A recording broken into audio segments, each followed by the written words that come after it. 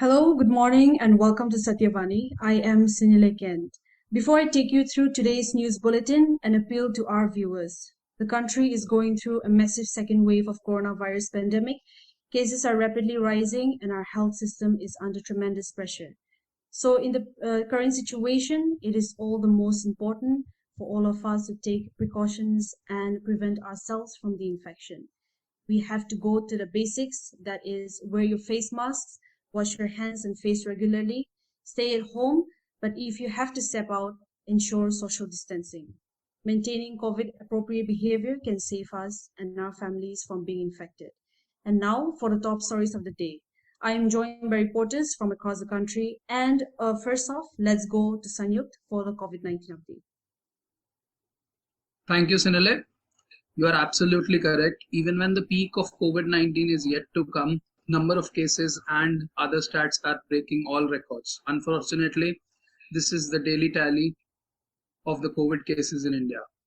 New registered COVID cases in the last 24 hours is 3,66,161, which pushes the total number of active cases in the country to 37,45,237, which puts the total number of cases combining both the waves to 2,26,62,575. Deaths in last 24 hours has been 3,754. Total number of deaths up till now have been 2,46,160. Now let's move to Mansi for the national news. Now some national news. Delhi riots.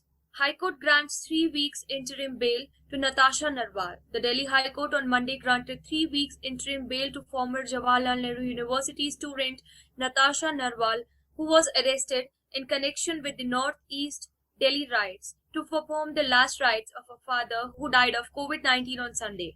The court took note of the fast that deceased Mahavir Narwal, who survived by a son, who himself is in self-isolation due to the pandemic, and that Miss Natasha was the only family member who could conduct the cremation of his father's last rite. The court was also informed that the deceased body was at the hospital in the city.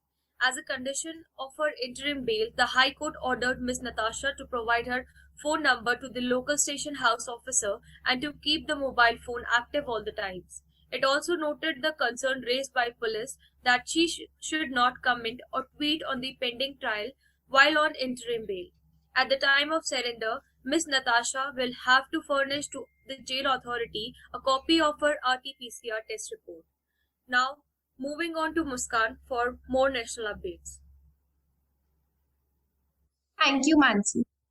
Ex-CM Manik Sarkar CPM leaders say attacked in South Tripura by BJP workers. Tripura former Chief Minister Manik Sarkar, Deputy Opposition Leader Badal Chaudhary and others were attacked in South Tripura on Monday evening alleged by ruling BJP workers. Sarkar, along with other party leaders, were on their way to Chantir Bazaar in South Tripura to meet injured party workers in another attack when the opposition leaders group was halted and attacked by a large group of people and in the presence of Tripura police personnel. Sarkar said the ruling BJP's leadership is instigating miscreants to execute attacks on opposition leaders. People will remember these incidents. These will not be forgotten so easily. We have been targeted and it is unacceptable, he said.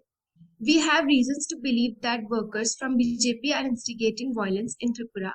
BJP is afraid of the Communist Party and are hence intensifying their violence after loss in 4 states in recent assembly polls, Sarkar said. Law Minister Ratan Lal denied the role of BJP workers in the incident. Nath, who is a senior BJP leader, said the miscreants could be former supporters who have turned against Sarkar and Team Law.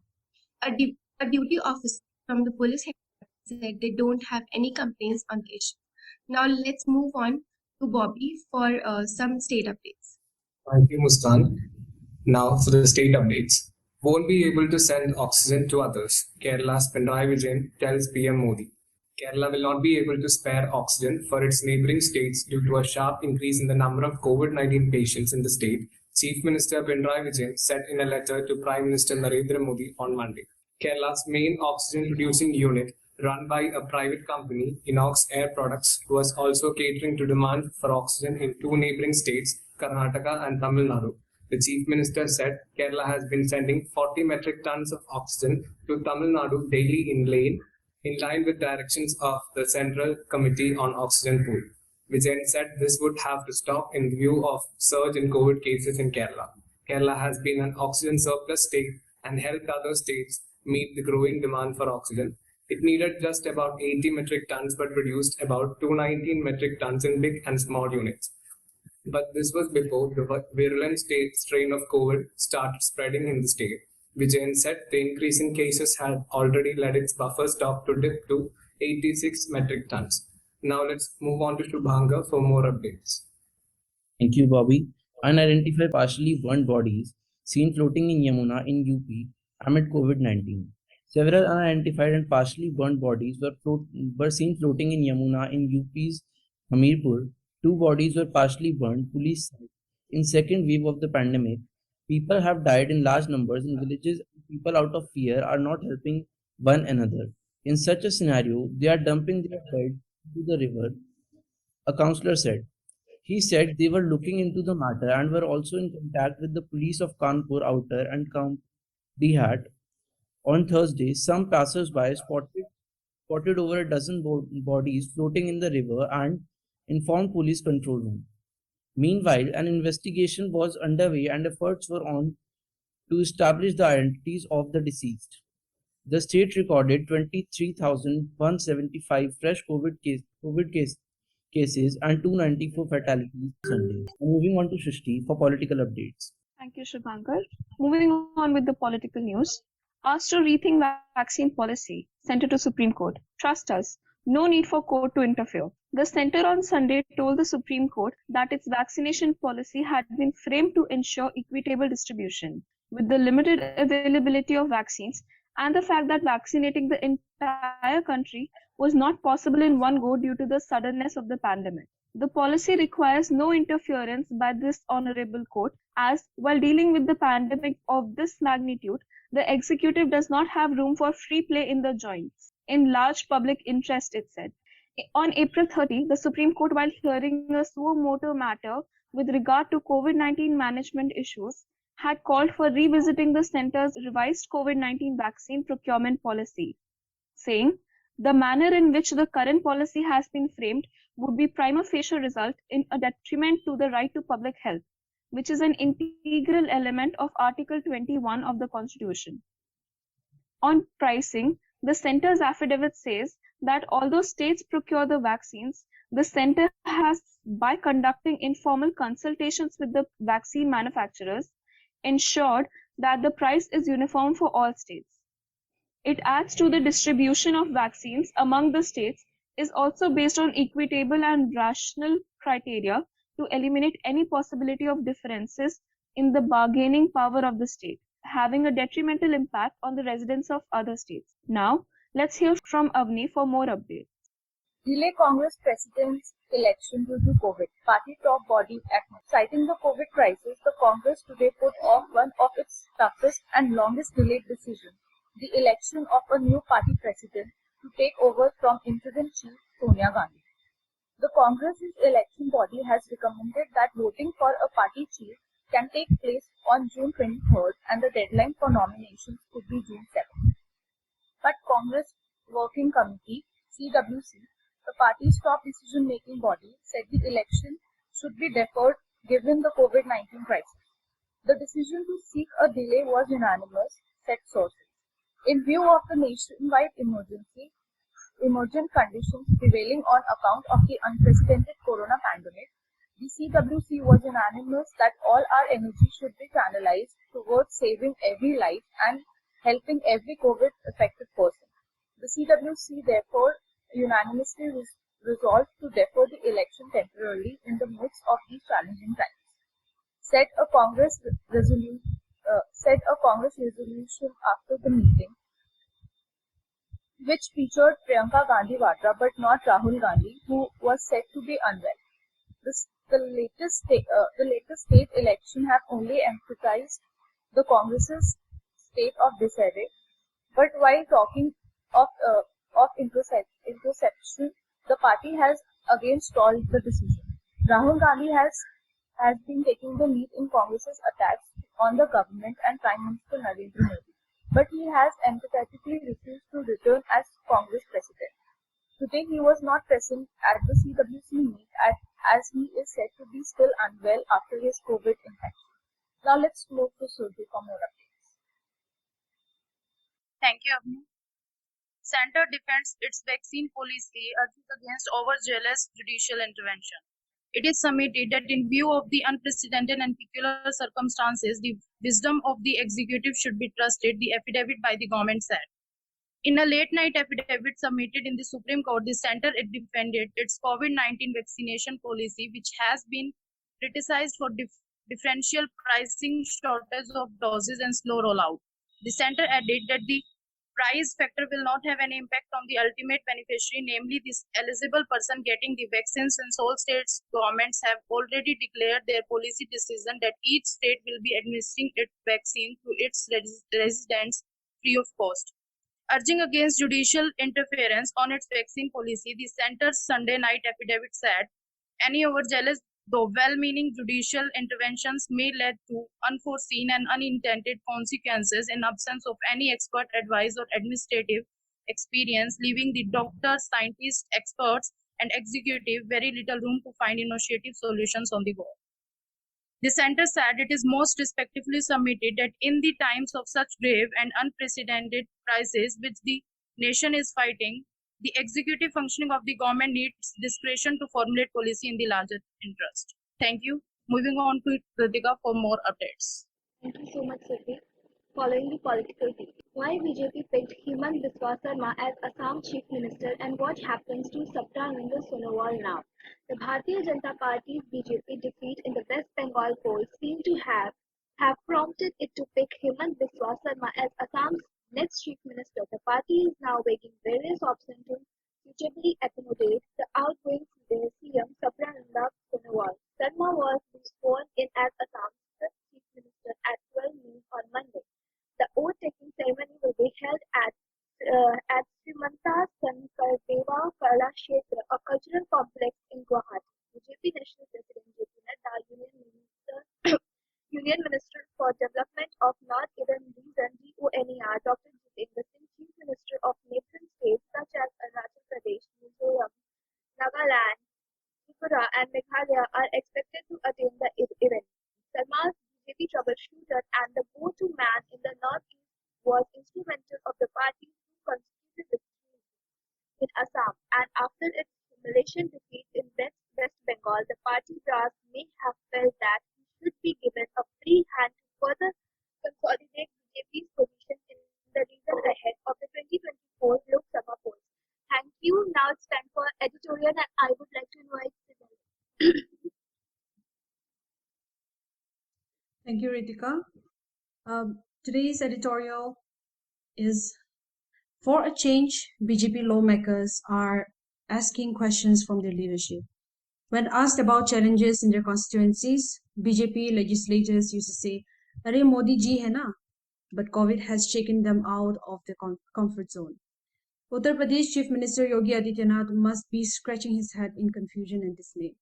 He visited Bareilly on Saturday, Union Minister Santosh Kumar Gangwar's Lok Sabha constituency, to take stock of the COVID situation. The next day, a letter from Gangwar, written on Thursday, surfaced on social media. The letter is a virtual indictment of the Adityanath administration, with the Labor and Employment Minister pointing out shortage of empty oxygen cylinders due to hoarding, black marketing of ventilators and other medical equipment, patients having to run from one place to another for admission in government hospitals, and health officials not taking telephone calls. But Gangwar is not the only Bharatiya Janata Party leader to rep a party CM for COVID misengagement. Look at the following comments, and I quote, "Everyone knew that the second wave would hit India, but still nothing was done. Even today, we have a strong of beds and oxygen," unquote. And this, I quote again, In the past 10 days, hundreds of people, including 2 dozen friends, lost their lives due to lack of oxygen. This is the ground reality, unquote. Many would attribute these comments to Rahul Gandhi or some other opposition leader. But the first statement is by Narayan Tripathi, BJP MLA from Maihar in Madhya Pradesh. The second comment came from Arvind Giri, BJP MLA from Gola, Gokarnath. One may quibble that Tripathi is a known party hopper and had only joined the BJP in 2019. But that can't be the yardstick in today's BJP. The yardstick in today's BJP, which has many Congress defectors as its chief ministers, Pema Khandu of Arunachal Pradesh and N. Byron Singh of Manipur. Assam's Himanta Biswa Sarma is the latest addition to this list. But it's not Tripathi or Giri who are openly questioning their governments about COVID mismanagement. Tejasvi Surya, Bangalore South MP, has embarrassed B.S. Yediyurappa led BJP government in Karnataka, sounding a bugle about the so-called bribery for hospital bed scam. Now, who is dissenting and why? There are, of course, conspiracy theories in the national capital. Look at the CMs who are getting uncharitable letters and statements from BJP lawmakers. Yediyurappa isn't exactly Modi Shah's favorite. V.O. Santosh, powerful BJP General Secretary, who's known to be anti-Yediyurappa, was quick to laud Surya for exposing the hospital bed-looking scam. Even earlier, BJP MLAs kept targeting the Karnataka CM, with the party high command taking a rather lenient view. I, for one, find these conspiracy theories a bit over the top. I would probably buy it if the Congress was in power. After all, the Gandhi family was known to keep regional satraps insecure by passively watching, if not encouraging, dissident voices. That has led to where the Congress finds itself today. The BJP leaders know the history of the Congress too well to repeat those mistakes, especially during a public health crisis like COVID-19. For once, one welcomes their show of disagreement or dissidence. For the past 7 years, one hardly heard BJP legislators asking uncomfortable questions from their leaders in the government. After all, it didn't matter as Modi or Yogi would get them re-elected, regardless of their performance as an MLA or a parliamentarian. Lack of feedback from these elected representatives is a major reason for the BJP government at the center and in states growing complacent as drumbeaters surrounding the top leaders saying PNs. Criticism from lawmakers, even though targeted only at the CMs as of now, may probably serve as a wake-up call to powers that be. Thank you. And next up, we have Opit. Agastya, you can take it. Thank you, Sinile, for that rather insightful article. Now, going on with the op-ed, ignorance is not bliss. A few weeks ago, while chatting with my uncle, I randomly asked him whether he had taken the second shot of the vaccine. Very nonchalantly, he informed that he did not even bother with the first, as he believed that the world is yet to uncover a lot about the disease and vaccine protection. If an educated 50-year-old adult, having had COVID once, can remain this, then what about the general sentiment? After almost 18 months into the pandemic, the emerging variants of the virus continue to create havoc in developing nations. As we watch India battling a horrific, Nepal being hit with the same, we have ample reason to panic. Often the virus, mutations result in changing the shape of the spike protein, which strengthens the virus's ability to tightly and easily with the host cell, and at the same time, make it harder for circulating antibodies virus and remove it. New variants that spread easily and quickly are variants of concern, since they tend to cause the surge in case numbers, which puts a strain to the healthcare resources, leading to more hospitalization and potentially more deaths. To tackle new surges, we may encounter short-term lockdowns, and to avoid health system disaster, we need to ensure a smooth supply of oxygen, ICU beds, non-invasive ventilators, and therapeutics at an optimum level, particularly in Delhi and divisional cities. Meanwhile, mass-scale awareness to maintain health guidelines must be monitored. Vaccination, along with public health guidelines, can break the cycle of infection, transmission, new variants, and reinfection. Vaccine manufacturers are continuously tweaking their vaccines to ensure they remain effective against new variants. A combination trial is currently underway between the Oxford AstraZeneca, Pfizer, Moderna, and Novavax vaccines to study a mixture of vaccines' efficacy in bolstering immunity against emerging variants. The virus does not survive in a vacuum.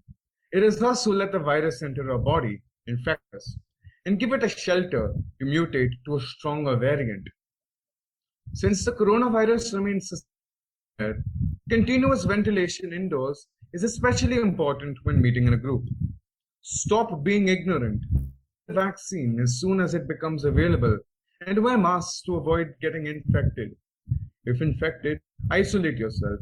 This will stop the transmission and mutation and arrest the development of new variants to avoid new outbreaks. And with that, we move on to Harish with the opening bell. Thank you, Agastya.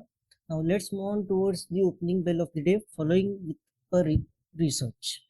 Sensex tumbles 448 points to 49,054 in opening session. Nifty slumps 141 points to 14,800.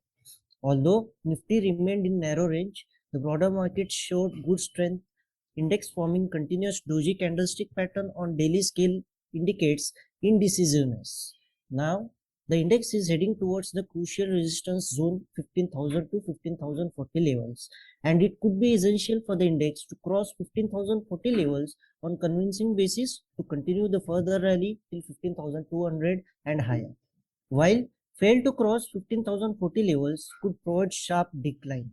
The momentum indicator RSI is heading toward intermediate resistance of 60 mark, and whereas stochastic oscillators still remain upward. Thank you. Now let's move on to Tanya for the next business news. Thank you, Harish. Today business news is Vistara to start non-stop flights between Delhi and Tokyo. Authorities said that the airline will fly once a week between the two capital cities under Indian travel bubble agreement with Japan. The airline will using is Boeing 787-9 Dreamliner aircraft with a 3-class cabin configuration to survey the route. This made Vistara the only Indian carrier to offer the choice of flying premium economy class in addition to business and economy cabins. Vistara has also trained its cabin crew in the Japanese language to extend the warmth of true Indian hospitality to travels from Japan, authorities added. Lizelle Thun, Chief Executive Officer, Vistara said, the Far East has been extremely important geography for our global expansion from the beginning for its tremendous growth potential. We are delighted to add Japan to our international network under the travel bubble and look forward to providing the best of Indian hospitality while maintaining the highest standard of the safety and hygiene for our customers in this sector. Booking for the flight are being progressively open on our channels, including the website of the airline mobile app and travel agents. The airline will accept all eligible customers meeting visa requirements in both countries as specified by the respective government bodies. Now moving on to Sneha, more updates. Thank you, Tanya. The impact of COVID-19 on India's manufacturing sector. Last year, the spread of the coronavirus pandemic came as a heavy blow to the world economy. As the world's largest manufacturer became the epicenter for the worst pandemic in modern times, stock market panicked and supply chains from China were shivered. It was believed that the US-China trade war would lead to added windfall for India. year ago, it seemed certain that the shifting global dynamic due to the novel coronavirus crisis had the potential to pave India's way into the manufacturing sector. In 2021, India is in the worst grip of the variant of the novel coronavirus. Manufacturing in India has came to a near standstill as a sector with the maximum amount of backward and forward linkages, manufacturing crucial sustains and propels economic recovery. But restrictions on account of the surge in COVID-19 cases has led to a massive deceleration in the manufacturing sector. The worst is yet to come both in terms of the spread of the coronavirus and slowdown of manufacturing, and the manufacturing crisis has been worsened by COVID-19. As intermittent lockdown are imposed once again, a majority of the manufacturing workers have returned to their hometowns because of uncertainty and lack of incomes. Now moving on to Srishti. So today's cartoon is brought to us by Satish Acharya. Someone had to step up and to tackle the crisis, and surprisingly, it is the Supreme Court and not the Supreme Leader. Now let's move on to Agastya for some international news. Thank you, Srishti, for that for cartoon. For the international news, why Jerusalem is boiling during Ramadan. East Jerusalem has seen nightly clashes during the Muslim holy month of Ramadan, with Palestinians pitted against Israeli police and settlers. The Supreme Court hearing was due on May 10th in a long-running legal case about whether several Palestinian families were evicted and their homes in Sheikh Jarrah, a neighborhood near Damascus Gate, given to Israeli settlers. Some settlers have already moved into the streets affected, living next door to the Palestinians facing possible removal. At the heart of Jerusalem's old city is the hill known to Jews across the world as Temple Mount, the holiest site in Judaism, and to Muslims internationally as the Noble Sanctuary. It was home to the Jewish temples of antiquity. Two Muslim holy places now stand there, the Dome of the Rock and our Mosque, the third holiest place in Islam. Christians also revere the city as the place where they believe that Jesus preached, died, and was arrested. Israel sees all of Jerusalem as its eternal and indivisible capital, while the Palestinians want the eastern section as a capital of a future state. The annexation of East Jerusalem is unrecognized internationally. Now, over to Bobby for some more updates. Thank you, Agastya. Chinese scientists discussed weaponizing coronavirus in 2015 report. A document written by Chinese scientists and health officials before the pandemic in 2015 states that SARS coronaviruses were a new era of genetic weapons that could be artificially manipulated into an emerging human disease virus, then weaponized and unleashed, reported Weekend Australia. The paper titled The Unnatural Origin of SARS and the New Species of Man-Made Viruses as Genetic Bioweapons suggested that World War III would be fought with biological weapons. The document revealed that Chinese military scientists were discussing the weaponization of SARS coronaviruses 5 years before the COVID-19 pandemic. Robert Potter, a cybersecurity specialist who analyzes leaked Chinese government documents, was asked by the Australian to verify the paper. He says the document definitely isn't fake. Potter further stated that it isn't unusual to see Chinese research papers discussing areas that they're behind on and need to make progress in. Now moving on to Trisha for more updates. Thank you, Bobby, for this gripping piece. China to create line of separation at Mount Everest summit on COVID-19 fears. China will set up a line of separation at the summit of Mount Everest to prevent the mingling of climbers from COVID-hit Nepal and those ascending from Tibetan side as a precautionary measure. Everest base camp on the Nepalese side has been hit by coronavirus cases since late April. The Nepalese government, starved of tourism revenue, has yet to cancel the spring climbing season, usually from April to early June before the monsoon rains. It was not immediately clear how the line would be enforced on the summit, a tiny, perilous and inhospitable area the size of a dining table.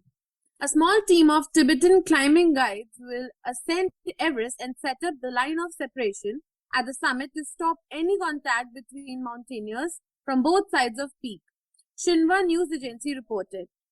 A group of 21 Chinese nationals are en route to the summit on the Tibetan side. The Tibetan guides will set up the separation line ahead of their arrival, the state-run news agency said, without describing what the line would look like. It was also unclear whether the Tibetan guides would be the ones enforcing the separation or whether they would remain in the so-called death zone where many lives have been lost due to dearth of oxygen to hold the line. The top of 8,848-meter peak is a small mound of snow with barely enough space for half a dozen climbers and guides at any one time.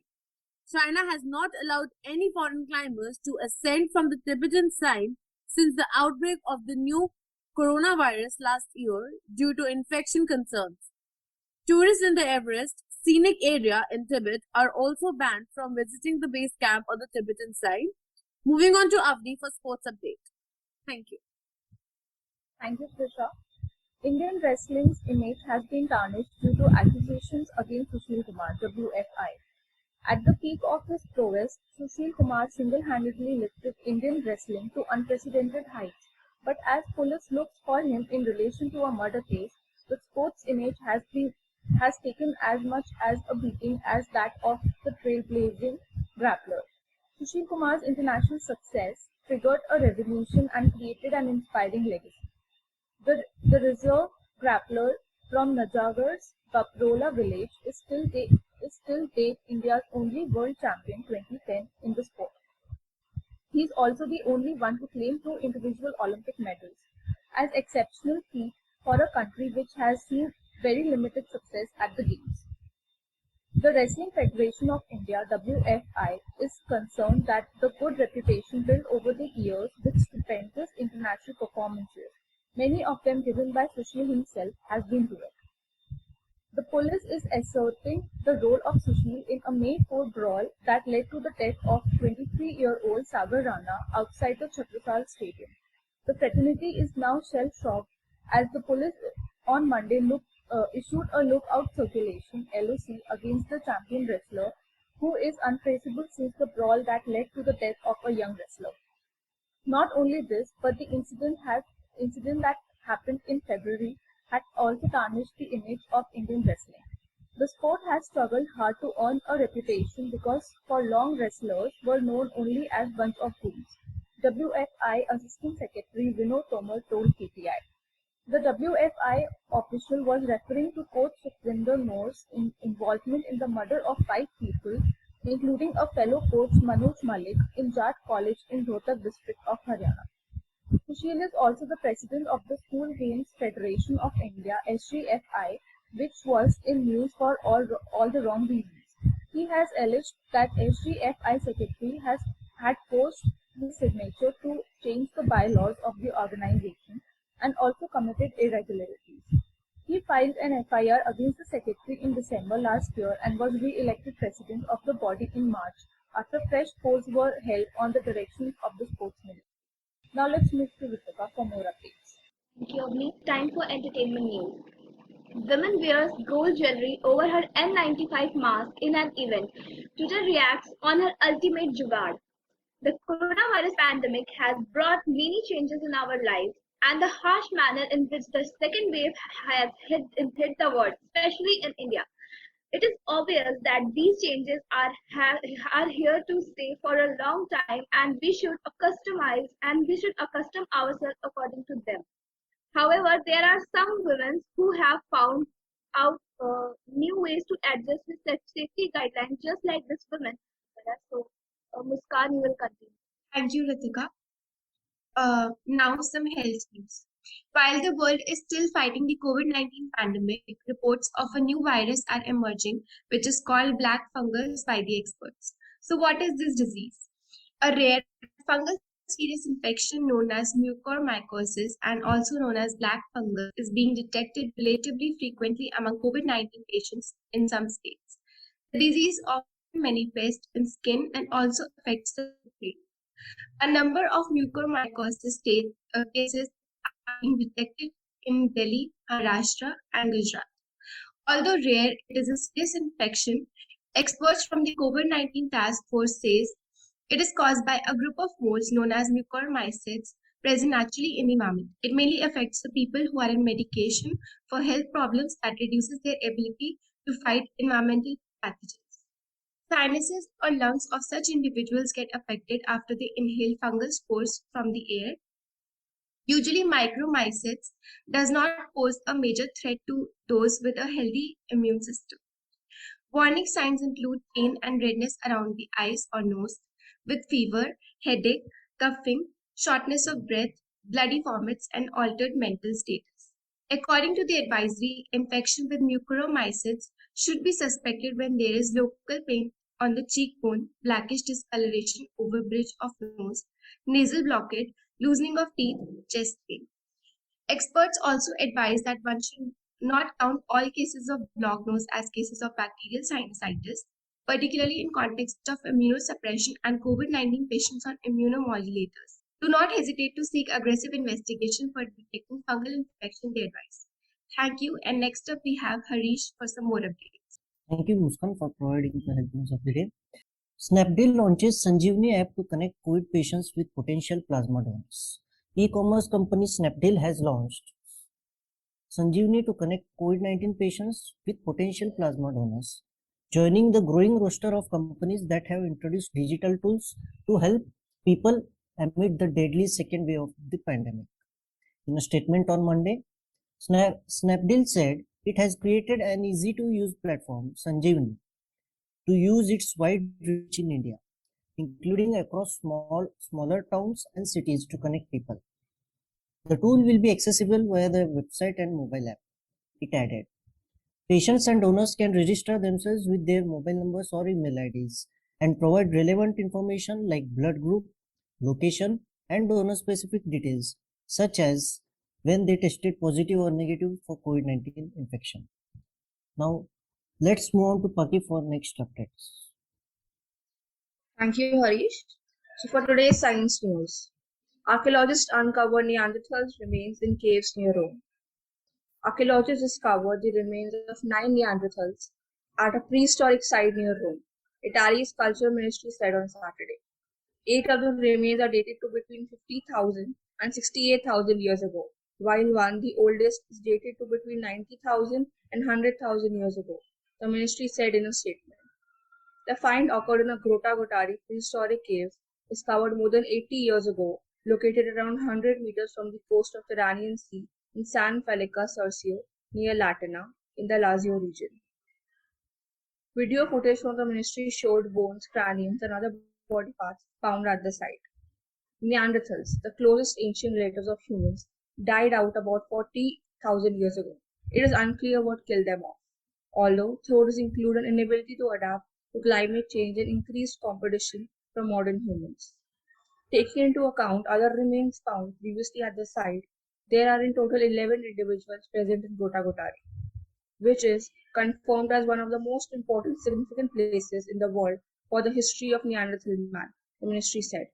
They are all adult individuals, except for one who may have been in his early teens. Francesco Di Maria, head of the Grotta Gotari excavation, said in a statement. Animal remains have also been found, including the auk, a last extinct bovine. Thank you. All right. Thank you to all our reporters for the top stories. And now I would like to have Trisha with a self-written piece. Thank you, Sunil. Mental health matters. Dark past haunts me every night. Constant flashbacks and constant fright.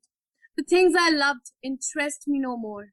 When I'm in lecture, all I want to do is get out of the door. Confusion and pain, energy is down the drain. Hurting myself to soothe the internal screams. How can I forget him? He is all I could see in my dreams. My father was everything to me. His accident carved a scar. I can't get over the fact that he died 6 months ago in that car. The anxiety and pain are consuming me. Can't bear the misery. Help me. Bring me out. Why do even I try? They can't hear me cry. Someone will always hear. Someone will always understand. Someone will always help. Talk and express yourself. Seek help when in need. Hardship and hurdles are a part of life. When you feel you can't go through them, a little push is all you need. Just remember, mental health matters. Thank you. Thank you so much, Trisha. And now, today we decided we would take the opportunity to have a discussion with an expert around coronavirus. We all know and we are well aware of the virus that has put a lot of people's time and health at stake beyond our ability. And so, to discuss on this issue, I have Dr. Bobby Benny from Kerala with us today. Welcome to Satyavani, Dr. Benny. Yeah, thank you. Thank you for having me here. Thank you so much for coming. Now I'm curious. I want to, and I'm pretty sure our viewers want to know this too. So my first question to you is, when will be the right time for a patient to be vaccinated after he or she has recovered from COVID? Okay, so there is no specific time which is actually which can be said that he or she will be able to get vaccinated after the infection. But the important thing that person should keep in mind is that he or she should be completely cured from the disease before getting vaccinated. And ideally, it is actually advised as a period of 1 month after getting infected. So the thing is that even though after getting cured, the body may have natural antibodies which give them natural immunity. It doesn't last really long, and the time period will be probably 6 to 8 months or something. So and this may vary in other people too. So when you get a vaccine, this enhances the immunity that you have, and so you getting vaccination is really important.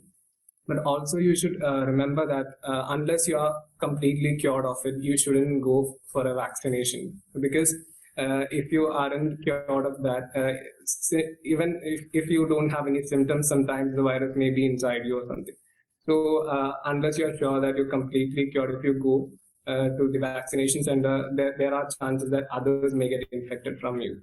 Though you may be recovering, but others may get infected. So it's better to wait for a month or something, and then you can go for the vaccination. Yeah. Okay, now this question has been asked by a lot of people, and I want to know from you, how does COVID affect a pregnant woman, and what do you think are the best precautions that they can take? Okay, so COVID affects everyone equally, but in the case of a pregnant woman, the immunity of a pregnant woman will be a little different, because there are a lot of hormone changes in her body that that occur when she gets pregnant, and the immune system kind of enhances in some places and it suppresses in some other places, because the health of both the mother and the baby is important. So body naturally takes a change like that. So there are chances that likely if the person, so the woman who is pregnant, if she's infected, she may have a lot more severe infections, severe problems if she get infected. But the thing is that there is no such there is no such different precaution. She should take all the general necessary precautions like wearing mask and having social distancing, and it's better than she should try to prevent herself from getting infected. The thing is that there are no studies that prove that a pregnant lady when infected, it doesn't give directly the infection to the baby, because when researchers have done the research, there are no traces of the virus present in the amniotic fluid or even in the breast milk. So but there are also cases when a baby delivered is tested positive. So it is kind completely totally unsure how it gets transmitted. So it's better to take all the necessary precautions and not to get affected. But the risk of getting affected is more in a pregnant woman, since I said the hormone changes and the immunity variations that she have. That is the only risk that happens. Right. Now, this is also a very asked question. Uh, why are N95 masks recommended while traveling?